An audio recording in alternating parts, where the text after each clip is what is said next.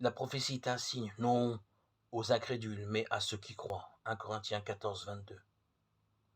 La fin de toute chose s'est approchée, soyez donc sobres et veillez pour prier. 1 Pierre 4, 7. Les responsables du peuple juif cherchaient à tester le Seigneur Jésus en lui demandant un signe venant du ciel. Il leur répondit: quand le soir est venu, vous dites, il fera beau temps, car le ciel est rouge. Vous savez discerner l'apparence du ciel et les signes des temps, vous ne le pouvez pas. Matthieu 16, 2, 3. Il refusait les preuves évidentes de la divinité de Jésus, qui avait déjà guéri des personnes handicapées, avait multiplié des pains pour nourrir une foule, ressuscité une jeune fille. Avait-il besoin d'autres signes pour attester qu'il était bien le Christ annoncé par les prophètes? Leur demande mettait en évidence leur refus de croire en lui. Aujourd'hui encore, la parole de Dieu donne des signes aux croyants pour discerner les caractéristiques de l'époque où ils vivent. Dans les derniers jours, il surviendra des temps difficiles.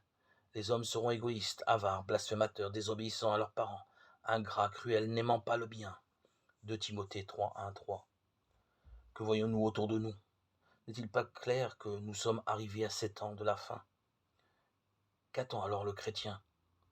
La venue du Seigneur pour enlever son Église du milieu de ce monde qui va vers le jugement. Jean 12, 31.